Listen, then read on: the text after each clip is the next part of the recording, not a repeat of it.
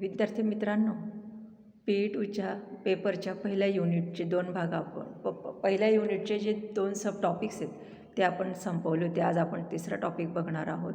हा तिसरा टॉपिक जो आहे तो राष्ट्रीय विकासाशी संबंधित असणारा आहे की राष्ट्रीय विकासावर परिणाम करणारे घटक किंवा राष्ट्रीय विकासावर परिणाम म्हणजे ज्या सामाजिक विविधतेचा जो परिणाम होतो ते परिणाम आज आपल्याला बघायचे आहेत. होणारे जे परिणाम आहेत ते अर्थातच विपरीत परिणाम आपल्याला बघायचे आहेत.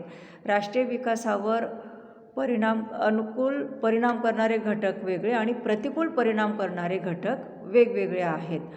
तर अनुकूल परिणाम करणारे घटक कोणकोणते आहेत तर शैक्षणिक विकास, आर्थिक विकास, पायाभूत सुविधांचा विकास, संरक्षण विकास, हे सगळे विकास राष्ट्रीय विकासावर अनुकूल परिणाम घडवून आणतात. पण काही घटक असे आहेत की ते राष्ट्रीय विकासावर प्रतिकूल परिणाम घडवून आणतात. त्यांनाच आपण दुष्परिणाम करणारे घटक असे म्हणतो. मग राष्ट्रीय विकासावर प्रतिकूल परिणाम करणारे घटक कोणकोणते आहेत तर विविधता. भारतामध्ये अनेक बाबतीतली आपल्याला विविधता दिसून येते. मग ही विविधता जातीय बाबतीतली, सांस्कृतिक बाबतीतली, धार्मिक बाबतीतली, ग्रामीण शहरी बाबतीतली, आर्थिक, अशा अनेक बाबतीतली आपल्याला काय दिसून येते, विविधता दिसून येते.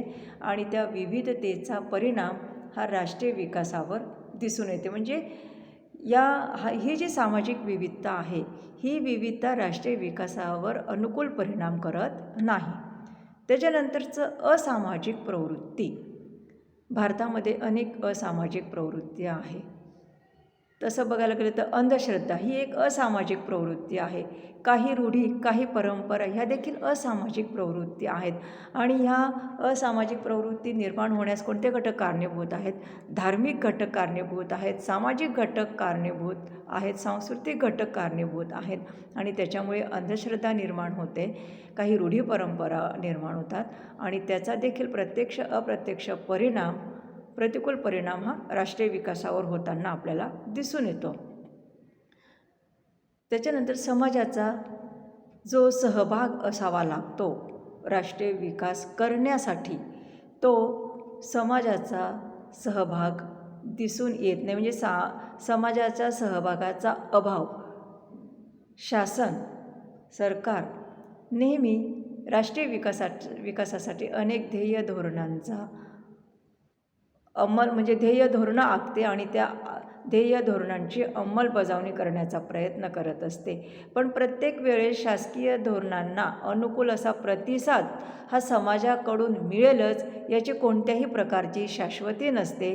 म्हणजेच समाज सहभाग देईलच असं नाही. बऱ्याच वेळा ध्येय धोरणांना कोणत्याही प्रकारचा प्रतिसाद दिला जात नाही आणि त्याचाही परिणाम राष्ट्रीय विकासावर आपल्याला मोठ्या प्रमाणावर दिसून येतो. विघटनवादाचा उदय. अनेक वेळा आपल्याला अनेक गोष्टी उदयास आलेल्या दिसतात. सामाजिक, धार्मिक, आर्थिक, भाषिक ही जी वेगवेगळी अंग आहेत, तर जेव्हा समान भौगोलिक प्रदेश असेल, जेव्हा समान वंश असेल, समान धर्म असेल, समान भाषा असेल, तर ह्या गोष्टी विकासाला पूरक ठरणाऱ्या असतात. पण या बाबतीत मात्र जर विविधता असेल तर ह्या समाजाच्या विकासाला पूरक ठरणाऱ्या नसतात. यामुळे काय होतं, जातीय वाद निर्माण होतो, सांप्रदायिकता निर्माण होते, भाषिक वाद निर्माण होतो, प्रादेशिक वाद निर्माण होतो आणि विघटनवादी शक्ती अस्तित्वात येतात. आणि या विघटनवादी शक्ती ह्या राष्ट्रीय विकासाला पूरक ठरणाऱ्या नसतात. विघटनवादाचा उदय हा राष्ट्रीय विकासावर प्रतिकूल परिणाम करणारा एक प्रमुख घटक आहे. भारतीय संस्कृतीचं तत्त्वज्ञान. भारतीय संस्कृती जगातील एक प्रमुख संस्कृती आहे. पण बऱ्याच वेळा इथे अनेक भाषा बोलल्या जातात. या अनेक भाषांचा परिणाम राष्ट्रीय विकासावर अनुकूल असा होताना दिसत नाही. वर्गरचना.